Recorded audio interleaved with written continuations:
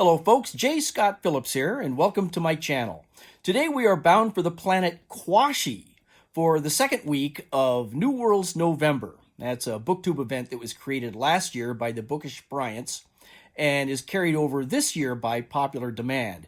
And it's intended to celebrate shorter works of science fiction, meaning novels of 250 pages or less, all the way down to short stories. So today I'm going to be talking about a short story from probably my favorite issue of Analog magazine ever, and that's the December 1972 issue. And the reason it's my favorite, not only for this great cover art here by Kelly Freas, but because today, November 9th, is its 50th birthday. Happy birthday, Analog. This hit the newsstands on November 9th, 1972. And this just so happens to be the very first issue of Analog magazine that I ever bought myself. I was 17 years old, and I bought it, I believe, at the Save-On drugstore in the East Anaheim Shopping Center, just a few blocks from my house. And this magazine has always been kind of important to me because it's when I first started reading science fiction fairly regularly. Aside from a book that I would pick up here or there, this got me reading it every month and the new stuff as it was coming out. And I've been kind of looking forward to this time of year here and this date in particular to maybe get a chance to talk about this very issue on its birthday. But New World's November happened, and week 2 of that calls for Extra-Terrestrial. And the story I wanted to talk about, which is the cover story by George R.R. Martin, yep, that George R.R. Martin, when he was writing science fiction. And his short story in here was The Second Kind of Loneliness, which is a great story, but it's not extraterrestrial in nature. It takes place off the planet Earth, but it doesn't take place on another planet, which is my interpretation of extraterrestrial for the second week of New World's November, meaning taking place on a planet other than Earth, not out in space or somewhere else in time, but another planet, not on Earth. But before we get into that, let me just run the credits here for New World's November. And as I say, it was created originally by the Bookish Bryants, and then there's quite a list of co-hosts here, and they are Steve Donahue, Sean D. Standfast, Michael K. Vaughn, The Bookclectic, Another Bibliophile Reads, Jim Reads Too Slow, Book Time with Elvis, Unlimited Reads, Science Fiction Reads, Bob's Books, Read by Fred, and Books, Songs, and Other Magic. And then the main themes are week by week. Week 1, which we did last week, and that was terrestrial, finding a work that takes place on planet Earth. And this week, extraterrestrial, something that takes place on another planet other than Earth. Next week will be week 3, reading a work of classic science fiction. So I hope to have an offering for that as well. And then finally, week 4, robots and artificial intelligence. But that's not all. There's also a whole list of sub-themes which you might be able to kind of overlap or combine in any sort of order here.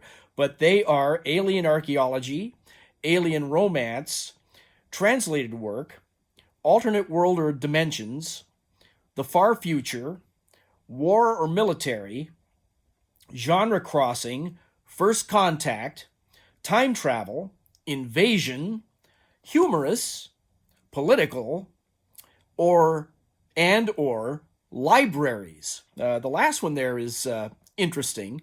And so then on top of all that, there's also extra credit if you can find a story to discuss that then also crosses into a parallel universe, as they're calling it here, meaning a story that will cross into another medium, such as television or a movie, graphic novel, that kind of a thing. So, with all that out of the way, let's chat about the story and the artwork of Pard by F. Paul Wilson. F. Paul Wilson was born in 1946 in Jersey City, New Jersey. He's probably best known today for his Repairman Jack novels, and some of his favorite authors when he was growing up were H.P. Lovecraft, Richard Matheson, Ray Bradbury, and Robert Heinlein, amongst several others. And he loved watching horror movies at the local movie theater and on television growing up, on those old $1 million movies that would show the same movie over and over and over again all week long. He started writing science fiction while he was studying medicine at Georgetown University in the early 1970s. And he really wanted to be a horror writer, but he didn't feel like there was really a market for horror fiction at the time. So he turned to science fiction instead, and he decided to take a tip from Robert Heinlein, who decided in 1939, when he started writing science fiction, to start selling it at the very top of the industry, and that was to submit it to John W. Campbell Jr., who was then editing Astounding Science Fiction. And in 1972, when Wilson was trying to start breaking into the field, Campbell was the editor of Analog Science Fiction and Science Fact, which was the same magazine. It had just changed its name over the years.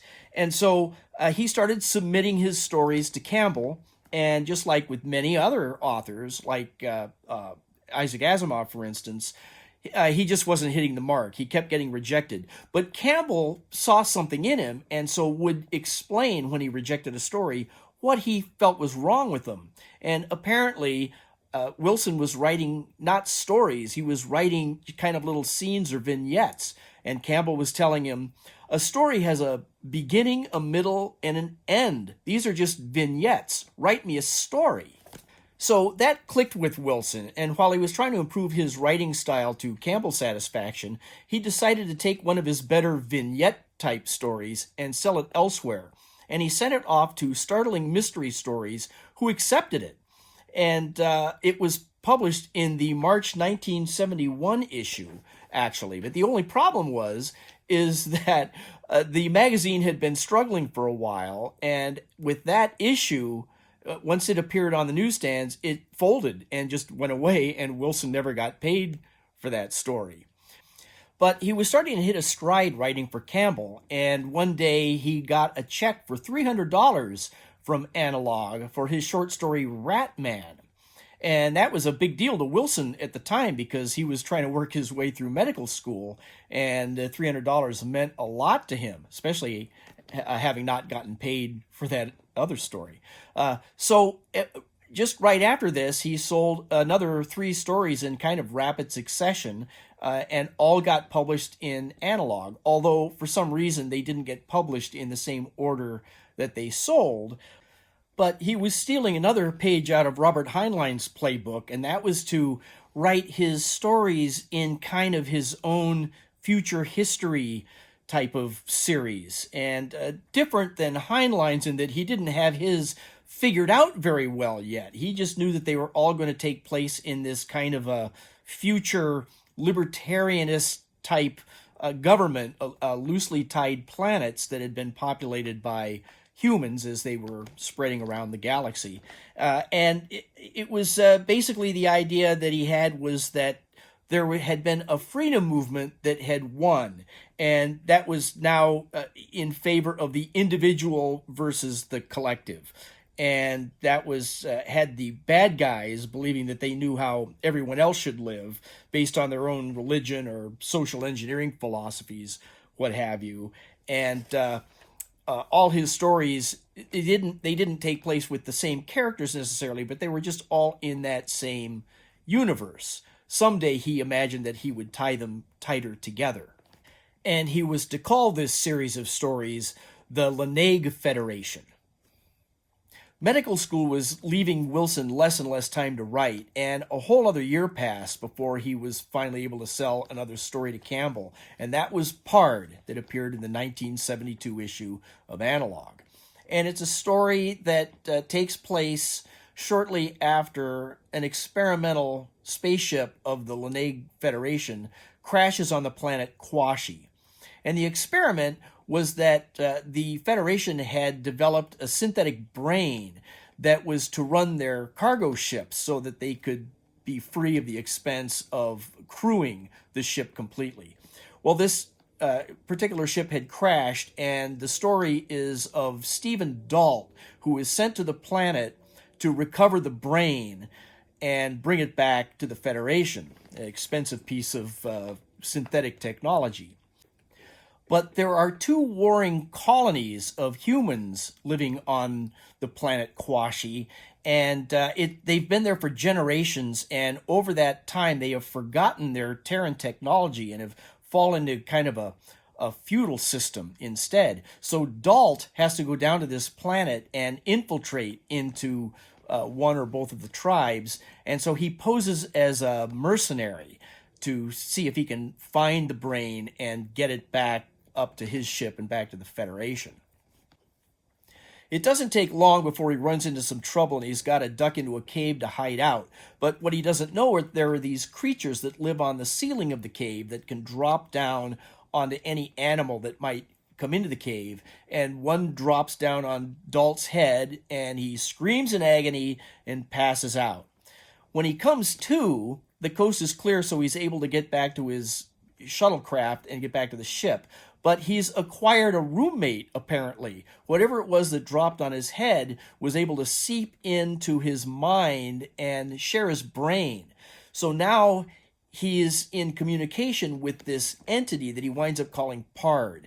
And Pard is kind of friendly, and they seem to get along because everything that Pard knows is what he's acquired from Dalt himself. So he understands English, and he understands a lot of his mannerisms and his customs and all that. But he only knows as much as Pard knows. So when he gets back to the ship, he wants Dalt to take him to the ship's library where he can read up and learn more about how is it that this has happened and how is it that he can communicate with Dalt and how are they going to get along and get along through life together, because this is a permanent thing. One of the things that the creature can do, that Pard can do, is somehow manipulate or re-engineer on a genetic or a molecular level anything that might be wrong with Dalt. So he can cure Dalt of any illness or disease or heal any wound and virtually allow him then through this partnership for Dalt to live forever and Pard to have a home. But Dalt still has a mission to accomplish, and so the next day he has to go back down to the planet with Pard on board and try to infiltrate and still recover that brain. Well, they get down there and they find out that the brain has been taken over by one of the two colonies, one of the fiefdoms there, and they are keeping it underground in this receptacle that can keep the brain alive. And the brain is teaching them how to grow crops better and do other things that will improve their society and kind of relearn things that they have lost since their ship first colonized the planet and all that has been forgotten. And now they have a significant advantage over the other colony and are starting to grow their society with the brain's help, which they call the Godling. So Dalt and Pard have some adventures together on the planet Quashi and are starting to become kind of friends with each other, especially once Dalt realizes that with Pard aboard, he is going to be basically immortal, because as he ages, Pard is going to be able to re-engineer things and take care of all that. So it was a very enjoyable read. It moves right along, and Wilson writes the dialogue. I guess it's internal dialogue, but it's between two different minds in Dalt's head with Pard, and it's a very camaraderie and enjoyable relationship that is growing inside of Dalt's head there with Pard.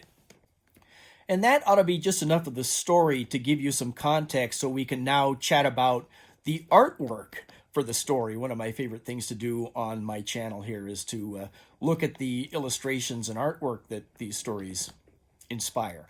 And this story, Pard, has two illustrations, both by the great Vincent de Fate back in his early days with Analog.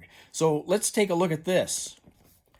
I think this is a fantastic illustration by de Fate here. He uses pen and ink and a scratchboard technique here. And de Fate has always, to me, had a very crisp and precise style in his drawings. Very clean and sharp edges to especially mechanical things, which he's adept at. And then he always captures a great composition too. A lot of these old illustrations would often cross over the pages like that and then leave room for the type to wrap into here. But here we see Dalt returning to the planet Quashi, already sharing his brain with Pard. And he's supposed to be concealing his shuttlecraft in the woods there. But that doesn't really look very concealed to me. I'm kind of glad that it isn't, though, because DeFate has given us a great shuttlecraft. Look at the nice, sharp, clean lines there and the landing gear down there. Very believable little shuttlecraft there. He's dressed in his leather jerkin, which is shown here as a full cape, and wearing a breastplate that is described in the story as being marked with an empty red circle. That's the sign of the mercenary, so he can infiltrate back into the society here and get that brain. He's wearing his leather breeches and a metal helmet, and he carries a broadsword, and we don't see it here. It's probably hidden in his boot or something, but he's got a dagger that is also a blaster, which is going to come in handy. But he's supposed to be carrying a saddle over his shoulder. Can we forgive DeFate for that? I'm going to forgive him for that. DeFate himself always liked this particular drawing of his. He liked the clean crispiness of the composition, and especially because it was happening at kind of a difficult time for him. At this time, he was pretty new as an illustrator. He'd only been doing this not quite a couple of years and had started freelancing to Campbell and for Analog, and was not sure of himself at all. He was not comfortable doing what he was doing. He was kind of got into illustration because he was going through some things at the time. His wife had just been diagnosed with cancer, and he was under some family pressure not to let her know what was really going on. And so he had to switch from one job to another, switching into illustration and just trying to play a lot of things cool and learning a new craft all at the same time. And when he first started working for Campbell, he also had the problem that Campbell had a little bit of a tough time explaining to him exactly what he wanted in his illustration. Sometimes DeFate could tell that he wasn't really happy with what he was doing, and they had a lot of chats about it. So it took DeFate a while to kind of build up a confidence and kind of hit a certain mark that was keeping Campbell happy. And he felt like he was just getting comfortable with that when Campbell himself died and the editorialship of Analog turned over to Ben Bova. And Bova and his art director, Herb Stoltz, wanted to show the readers that they were going to take this magazine into a bold new direction for them, and started to pressure DeFate to change along with that. And that was difficult for DeFate, having just kind of found his sea legs here and now was having to make a change again. It was a tough time for him all around. But he eventually got the knack of that as well and wound up being appreciative of that pressure because he found that he could push his own artwork into new directions and improve quite a bit. But now there's still one more illustration to look at for Pard here. So let's take a quick look at that and then we'll wrap it up. It's another nice pen and ink scratchboard illustration by DeFate here. And here we see Dalt having just found the brain underground, the brain or the godling as the fiefdom calls it, that they've put into this silvery life support apparatus that is supposedly as high as a man is tall. So I guess we're looking up at it here, but we see the godling as a ball of artificial neural tissue floating in a nutrient bath in a crystalline ball at the top of that apparatus. Now, having seen this illustration in context with reading the story, it started to look a little familiar to me. Here we have a disembodied brain housed in a spherical device atop an apparatus underground that is being watched over by one of two competing societies on this planet. And it's the brain is teaching them kind of recovering lost technologies. So that seemed a little familiar to me. What do you think? While you ponder that, let's wrap things up with F. Paul Wilson. By the time he sold Pard to Analog, he was well into the fourth year of his medical school and just found that he had no more time for writing. Until 1974, when he joined a family medical practice that he did have some more time for writing and decided to try his hand at his first novel, which he called The Healer. That book starts off with Pard, this very story that we were just talking about, and then follows the adventures of Stephen Dalt and Pard into centuries into the future from there. So there you have it, folks. A little background behind the story of and artwork of Pard, first published 50 years ago exactly today, or maybe yesterday by the time I get this posted. But let's sum up things here for the second week of New Worlds November. This was Extra-Terrestrial this week, took place on the planet Quashi, part of the Lenague Federation from F. Paul Wilson's series. And some of the sub-themes that I think we can kind of check off our list here is the far future. Now, I don't know how far the far future is that the Bookish Bryants are meaning, but this is definitely far enough in the future for humans to have colonized a large part of the galaxy. So that's pretty far in the future. So I'll count that. Then war and military is one of them. There wasn't really a war in this, and it wasn't technically military, but you did have two warring factions between those two colonies on the planet Quashi. So I'm going to count that one. And then one of the other themes is humorous. There were definitely humorous elements in this story. And then the very last sub-theme here that I always kind of thought was an interesting one, didn't know if it comes up that often in science fiction, but that was libraries. And this story definitely had a library on the ship that Dalt was traveling on that he brings Pard back to, and Pard tries to learn human ways and cultures and science and technologies. He asks Dalt to take him to the library and bring the books back. And I didn't mention it during the earlier discussion, but what he does is Pard will read the books while Dalt is sleeping. And that's why in the story, Dalt would often wake up feeling pretty rested, but his eyes were burning because he had been reading all night without really being aware of it. And so that's it. We'll close it off here again for the second week of New Worlds November. I'm going to come back again next week, I hope, with the third installment for classic science fiction, anything published in 1965 or earlier. I'll probably go back to the Golden Age again and talk a little bit more about some of that artwork, probably. So stay tuned, and thanks for joining me, and I hope to see you again very soon. Thanks a lot.